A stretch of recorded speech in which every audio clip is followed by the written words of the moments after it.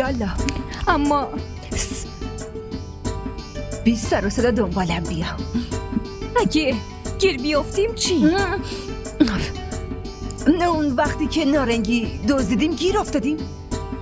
بودو دختر. آسیه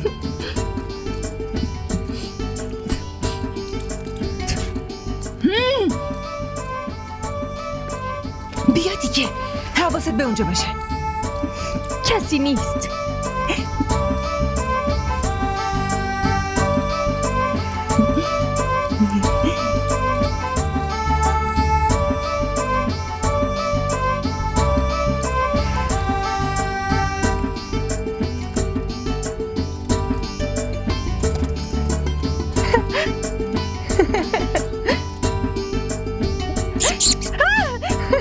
آسیه گیر افتادیم دختر رو. وایسته ببینم دختره یه ور پریده.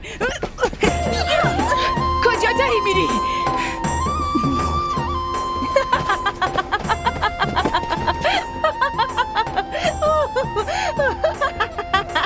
آره بخند. خاله بتول زندت نمیذاره. دختر دیوونه. بی خیال دختر، من که خوشحالم پرنده آزاد شدن. اونجا رو نگاه کن. آسیه بیا اینجا دخترم، همش این بر اونوری. خونمون عروسیه، 1000 تا کار داریم. تو هم یه کاری رو انجام بده. از دست چه کار کنم؟ بودو ببینم. از دست تو. مامان، آسیه خونه نیست. که اینطور؟ کجا رفته؟ تینا اومده بود دنبالش.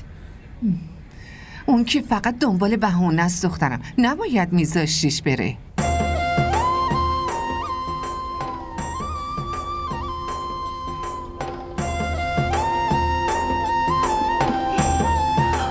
نمیدونم این ور پریده کجا رفته. از دستش چی کار کنم؟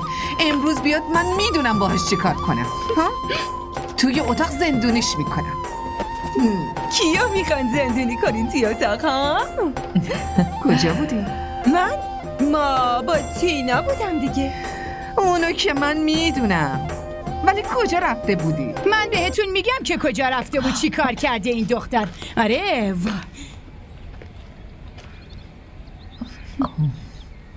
سلام خاله بتول. علیک السلام. اون سلامت بخوره تو سرت با دستگلی که به آب دادی. چی شده خاله بتول؟ خیلی عصبانی به نظر میای. کار اشتباهی ازش سر زده؟ مامان من هیچ کار اشتباهی نکردم. من فقط از قفس پرنده ها رو آزاد کردم. آره پرنده آزاد کردی. همه ی پرنده های گرون قیمت رو آزاد کرد. من و رحیم بخش همیشه خیلی مراقبشون بودیم. آره ولی مفتی بود، مگه براش پول دادین؟ در ضمن کسایی که پرنده ها رو زندونی میکنن باید تنبیه بشن، نه که بهشون پول بدن. خواهر میبینی با من چه زبون درازی میکنه؟ ادب و احترام که اصلا سرش نمیشه این دختر. هی بابا مگه من چه حرف اشتباهی زدم؟ کافیه آسیه. چرا پرنده های بتول آزاد کردی؟ پرنده های خاله بتول نه مامان، پرنده های خدا جون رفتن دیشه. آره مال خدا بود، پیشش رفت. مگه ما براشون زحمت نکشیدیم؟ ببین نسرین، پرنده های من و این دخترت آزاد کرده. من بدون گرفتن پولش از اینجا جم نمیخورم. آره همینجا میشینم. خاله نگران نباش، من پولشو بهت میدم. چقدر بود ها؟ 2000 روپیه. چرا نمیخوری؟ نمیخوام بخورم. چرا؟ همین که گفتم نمیخورم. خب ولش کن دیگه، من با مامان حرف میزنم. از این به بعد نباید دعوت کنه. اما تو هم نباید دیگه این کارا رو انجام بدی. الان دیگه بزرگ شدی. نمیخوام بزرگ شم. اصلا بهم بگو کجای کارم اشتباهه. بی خیال این حرفا. تو نون روغنی تو بخور. این روغن طبیعی خالصه، این بار آوردنش. با اون درستش کردم. من میخورم. نه خیر، من برای تو درست نکردم، فقط برای آسیه است. شما اصلا منو دوست ندارین. انگار من دخترتون نیستم. دیدی زنده داشت، اینم بهم حسودی میکنه. نه خیر دخترم، حسودی نکن. عمت برای من مثل یه دوست میمونه. پس مامان یه چیزی رو بهم بگو. اگه من و عمه توی دریا غرق بشیم اول کیو نجات میدی؟ بگو زنده داشت، اگه اینجوری بشه بین ما دوتا کیو نجات میدی؟ بگو دیگه.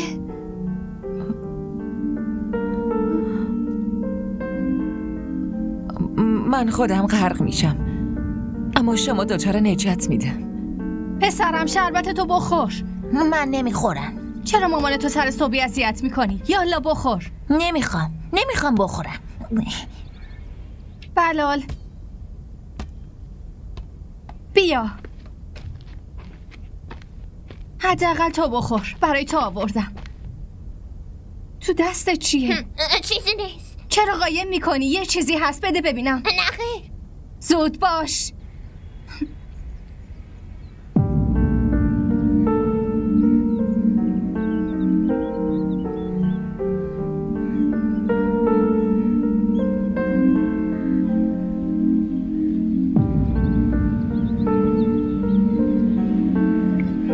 سلام علیکم مادر.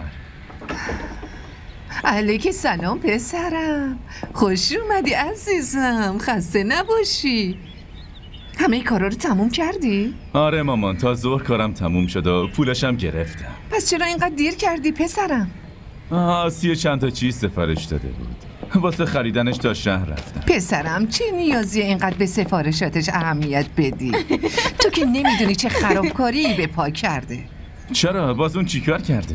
هیچ کاری نکرده. مامان بی خیال دیگه. بیا آسیه، بیا. آفرین، بدو. بیا دختر جون، بیا. سلام داداش. علیک سلام. بیا سفارش تو آوردم.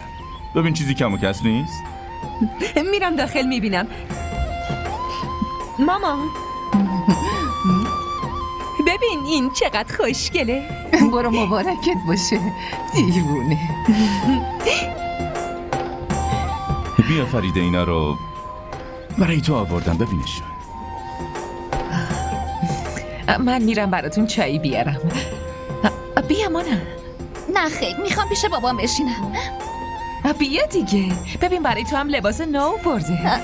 برای من مامان؟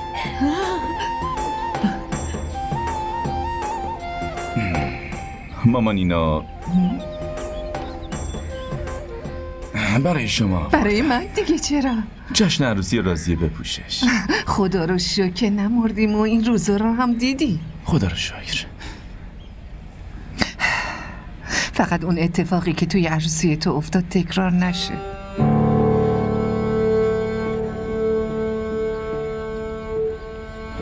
بی خیال دیگه مامان، از اون اتفاق 15 سال میگذره. آره پسرم، راست میگی، اما بازم هزار جون نگرانی میاد سراغم. بی خیال.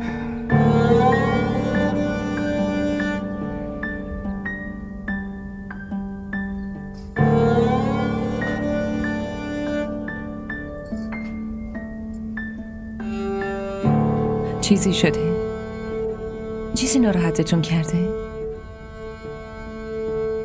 نه اصلا.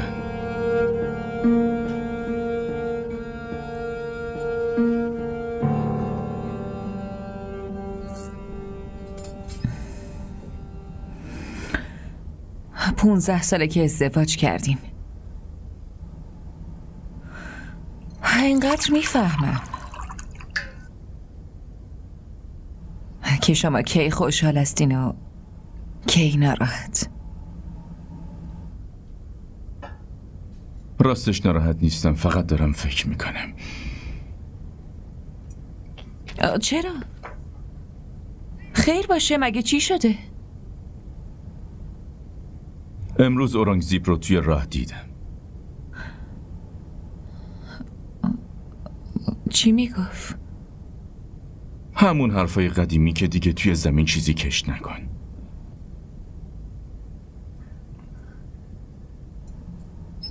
بعد شما بهش چی گفتین؟ منم گفتم زمین خودمه، به تو ربطی نداره. خب اون در جواب چی گفت؟ اون که چشمش همیشه به زمین ما بوده. همه سرشون به کار خودشونه، اما اینا همیشه چشمشون به مال بقیه است. مسئله فقط زمین است؟ چیز دیگه ای نیست نه؟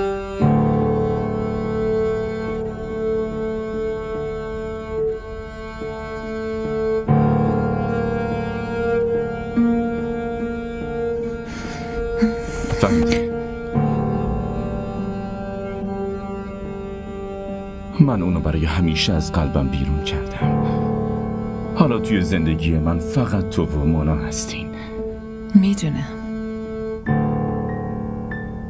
اما بازم نگران میشم. زنم دیگه. نمیتونم اینو فراموش کنم که قبلا یکی دیگم توی قلبتون جا داشته. شاید اورنگزیبم نتونسته اینو فراموشش کنه.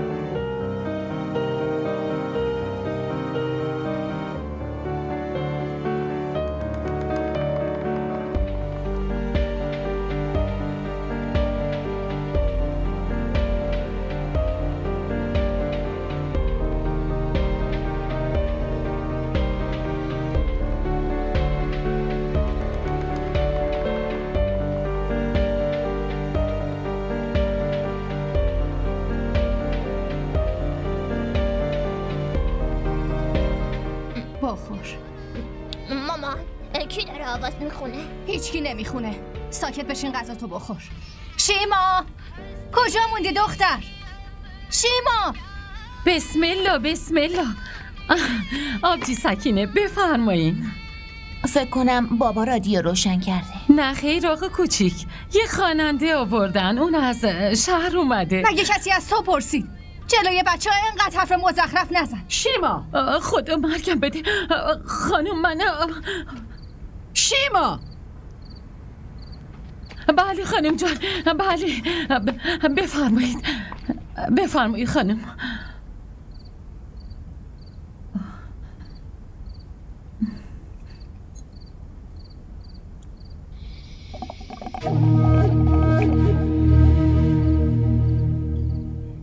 اینو عوض کردی؟ بله خانم جان. بازم عوضش کن. اگه ببینم این دفعه همون قبلی رو برام بیاری، اون وقت من بهت یاد میدم چطور عوضش کنی. فهمیدی؟ چشم خانم.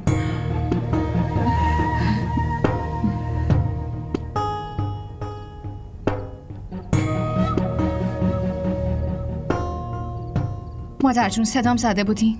آره سکینه، بشین.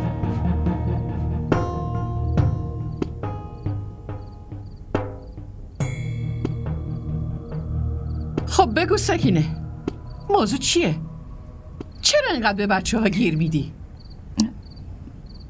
مادر جون میدونین آقا خواننده ها رو خونه دعوت کرده. ممکنه روی بچه ها تأثیر بذاره. هرچی نباشه مردن، بالاخره تأثیر میذاره. تو از خودت حرف بزن. تو چرا اخمات تو همه؟ من چرا اخمام تو هم باشه؟ من که از این خانواده کوچیک اومدم، کجا جرأت دارم؟ مزخرف نگو. من خیلی خوب میدونم که چرا اخمات تو همه. جلوی اورنگزیب یه زن نشسته داره آهنگ میخونه. خب ناراحت میشی نه؟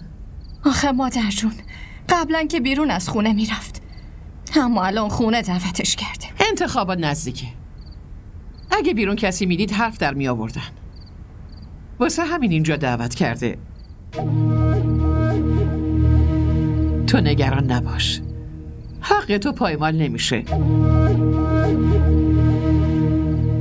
خوشحال باش و اونو هم خوشحال نگه دار.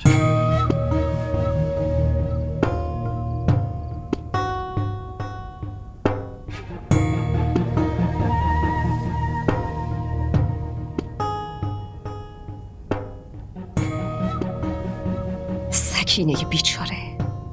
حالا هر چی که باشه خانم، اما آقا بزرگ نباید به خونه دعوتش میکرد.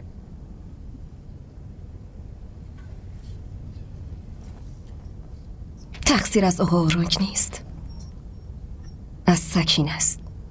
اون واسه چی؟ سکینه اگه توجه میکرد دلیلی نداشت که آقا اورنگ اون زن غریبه رو بیاره خونه. اون بیچاره کجا وقت داره؟ همش درگیر کار و بچه هاست. مردی زن کارگر نمیخواد، به زن زیبا نیاز داره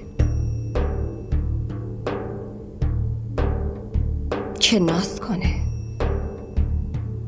براش ادا بیاد. آخه این غذا چی هست؟ اونو که خدمتکارم درست میکنن. آره شما راست میگین، اما ساکت باش. اگه یه بار دیگه اسم سکینه رو با اون بیاری. نه خیر خانم جونم، من میخواستم اینو بگم که سکینه هر چقدرم به خودش برسه ولی بازم نمیتونه به خانم جون من برسه. مزه نریز.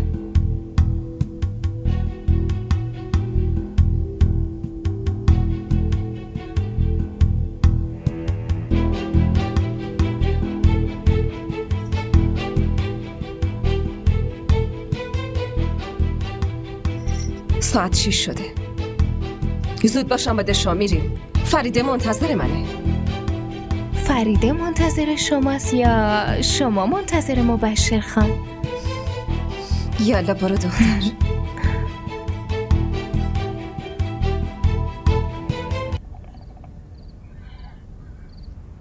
میخوای آهنگ بشنوی؟ شهر که رفتی بشنو. لازم نیست خواننده رو خونه بیاری. این دیگه چه حرفی بود؟ واسه سکینه دلم میسوزه. با اونم حرف میزنم. ساکت باش پسر. میخواد حرف بزنه. موضوع رو ببنده بره.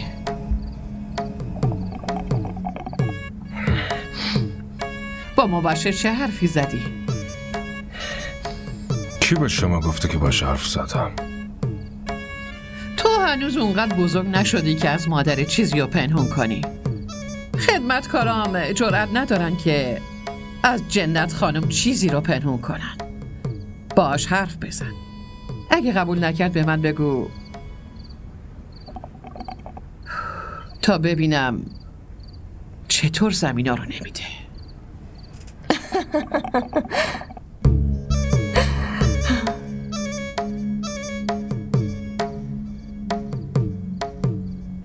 تو چرا نیشت بازه؟ موضوع اینه عمه جون، مامان اگه یه کاری نمیتونست به بچه هاش میگفت، اما اینجا برعکسه. ببین اگه تو نمیتونی حرف بزنی به من بگو، به داداشم سفارش میکنم. از پس این کارا خیلی خوب برمیاد و با علاقه انجامش میده. به مامانش سفارش نمیکنه. عمه من برم؟ آره برو. به نسرین بگو جشن عروسی که تموم شد حتما بیاد ببینمش. به روی چشممه.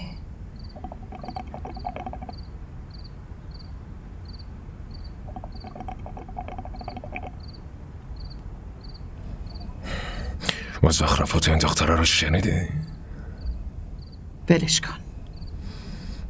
سکینه چای و کیک بیار. اوران گرسنه است. زلیخا تو دلش چیزی نیست، فقط عادتشه. اخلاقش همینطوریه.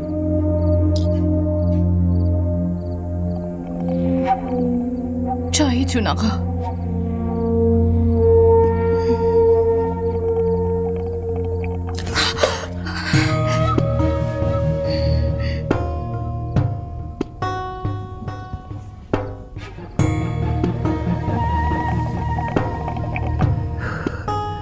اینم از اخلاق این.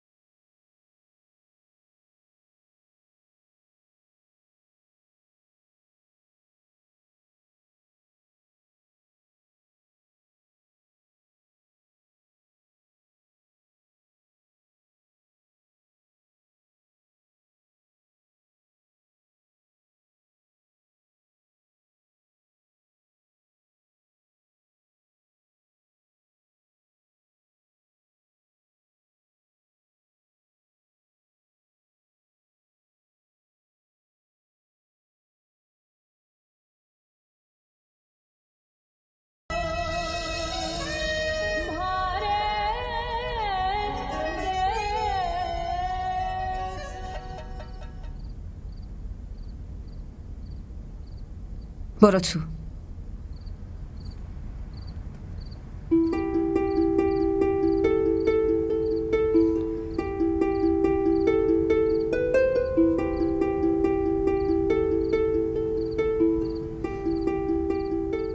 هر چی که بشه به اورنگ زمینو نده. خیلی داره زور میگه. چرا حسابشو کف دستش نمیذاری؟ چه کاری ازت ساخته است؟ تو اون وقتی که نامزده تو ازت گرفتن کاری نکردی، عروسش کردن. اگه میخوای با بزرگا حرف بزنم،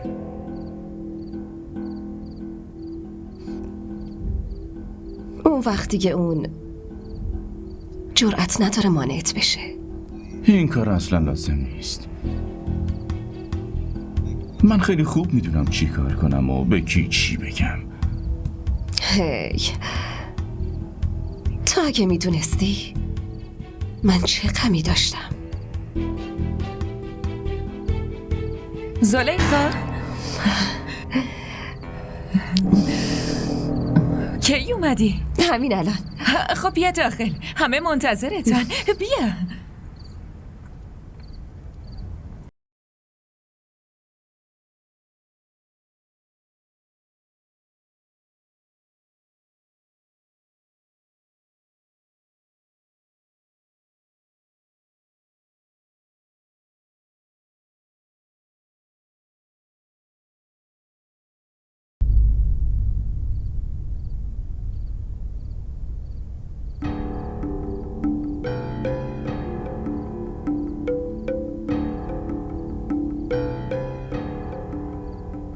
آسیه معذرت بخوا دخترم.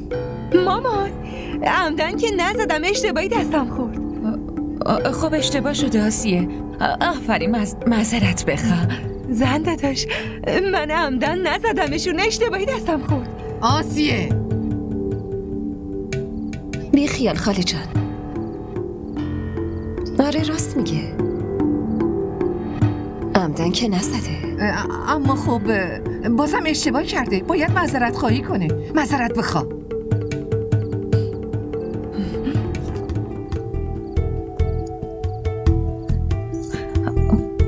به جای اون من ازت عذر میخوام. گفتم که اشکال نداره، بریم دست راضی حنا بذاریم.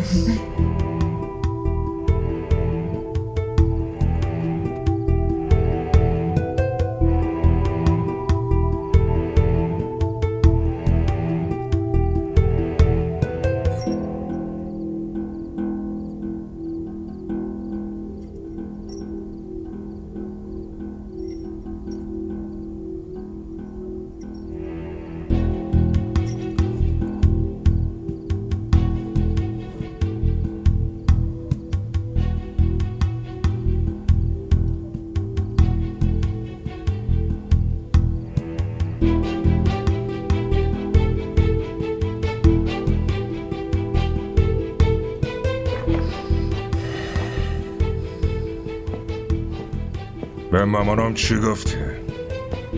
ها؟ که من خواننده آوردم خونه؟ اینجا نه خونه باباته، نه جهیزیت آوردی. آی فهمیدی یا نه؟ شما چرا این موضوع رو فراموش نمی کنین؟ 15 سال شده بچه هامون بزرگ شدن. پیشتون التماس میکنم دیگه این موضوع فراموش کنین. فراموش کنم آره. تو فراموش کردی؟ فراموش کردی؟ اگه فراموش میکردی با این سرواز نمیگشتی. پس چی کار کنم؟ واسه کی به خدا برسم؟ شما که به هم نگاه هم نمیندازین. که نگاه نمیندازم آره؟ نگاه نمیندازم آره؟ الان نگاه بندازم الان نگاه بندازم؟ خوب شد؟ الان نظرت چیه؟ راضی هستی؟ از این کار راضی هستی یا نه؟ الان دارم خوب نگاه میکنم؟ آره؟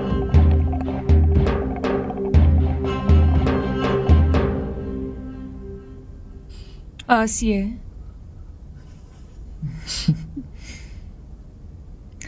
من که میدونم تو بیداری. اونجا جشن و شادیه، تو اینجا قهر کردی و دراز کشیدی؟ زلیخا رفت؟ آره رفت. قهر کرد؟ نه خیر، از طرف تو من ازش عذرخواهی کردم.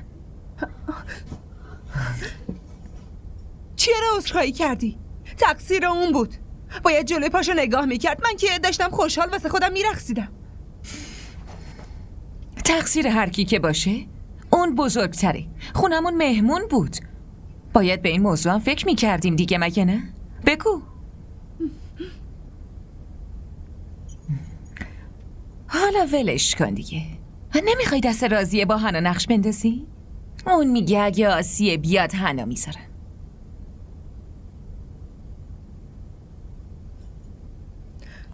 باشه میام.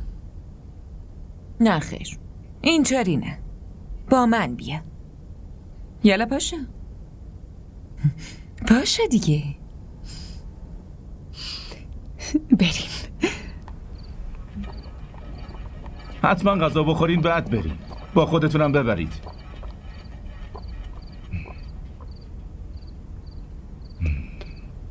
سلام عمو صدیق. علیکم السلام پسرم. خیر باشه عمو، این وقت شب اینجا؟ از امارت برات یه پیغام آوردم.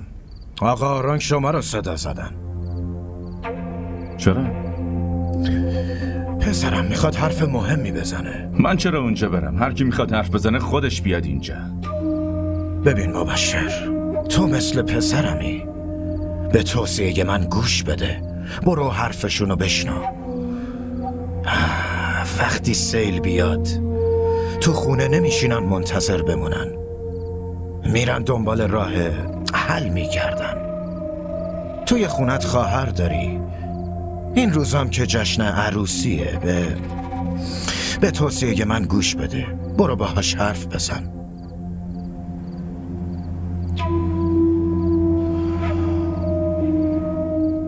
باشم، اگه تو میگی میرم، اما فقط به خاطر خودت. خوبه پسرم، آفرین.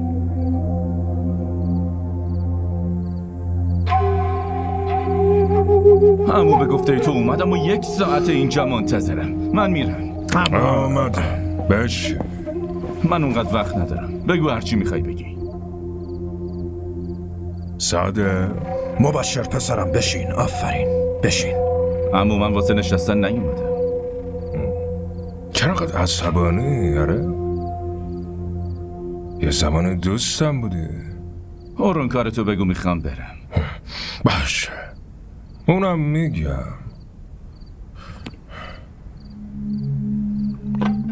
این برگاست برای اون زمینه که قراره به اسممون کنی رفیق. اون زمین از پدر و پدر بزرگام رسیده. من به درآمدمونم هست. منم مفت نمیخوامش. هر رقمی که بگی براش حاضرم بدم. نه خیر اورنگ، زمینو نمیخوام بفروشم. وقت داری فکر کنی. امشب فکر کن. اگه به رضا ندادی به زور خودم میگیرمش. اینطوری میشه. به زور بگیرش ببینم. دوست دارم ببینم کی جرأت این کارو داره.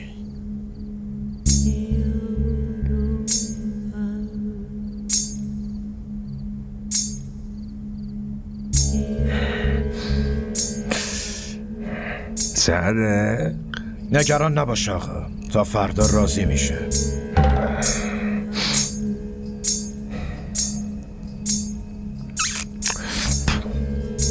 میگن اگه رنگ حنا پر رنگ باشه یعنی شوهرت خیلی دوست داره. آره واقعا؟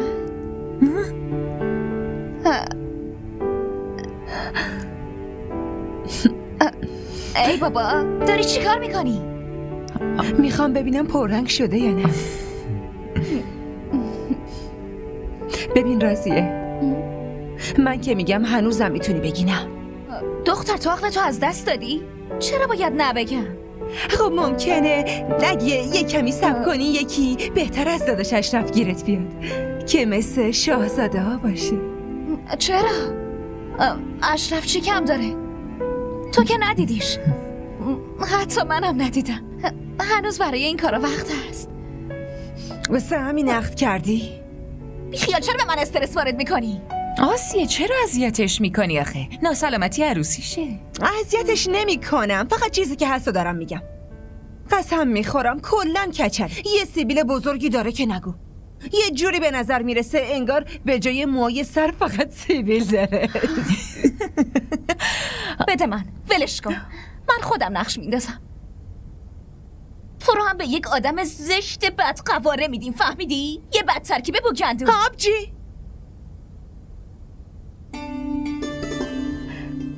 من که فقط با یه شاهزاده زیبا ازدواج میکنم. زیبا، خوشتیپ، قد بلند با ابهت، درست مثل شاهزاده های تو قصه ها.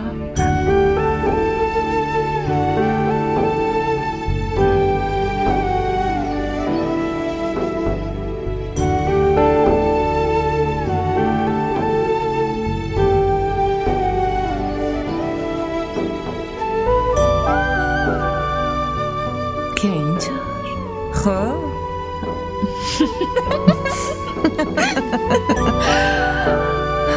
یالا تو نقش بنداز.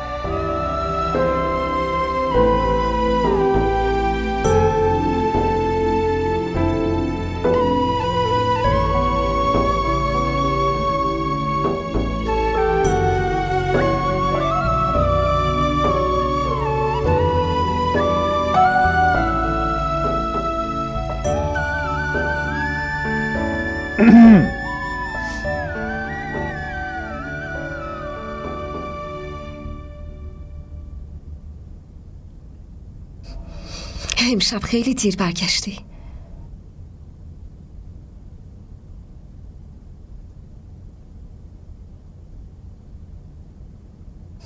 خیلی وقتی که اینجا حاضر نشستم و منتظرم. یه بار ببینم.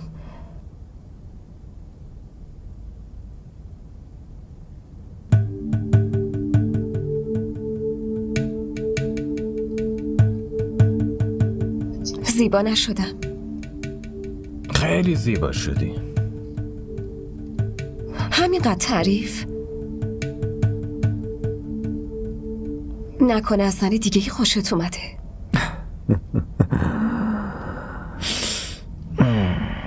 توی زندگی من به جز خودت هیچ کسی دیگه ای نیست عزیزم. من از کجا باید انقدر جرأت پیدا کنم که بتونم کس دیگه ای رو دوست داشته باشم؟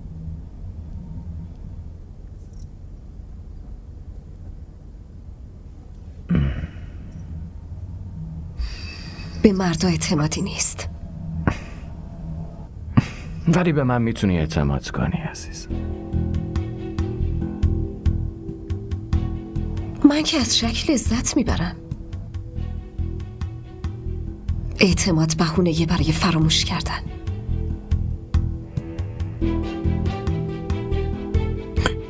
و شک؟ شک همیشه بهت یادآوری میکنه.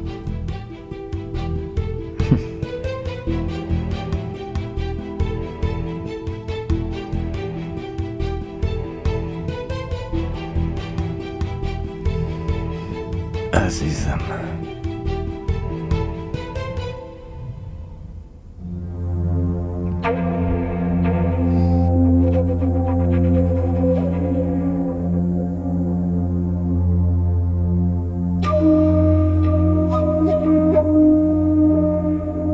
مبشر درو باز کن پسرم، زود بیا. چی شده مامان؟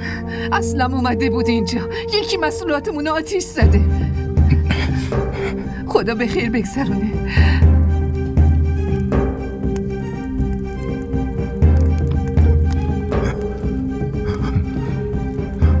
عمو بگو که این کارو کرده، تو ندیدیش؟ چند نفر بودن صورتشون رو ندیدم. اول منو کتک زدن، بعدش همین آتیش.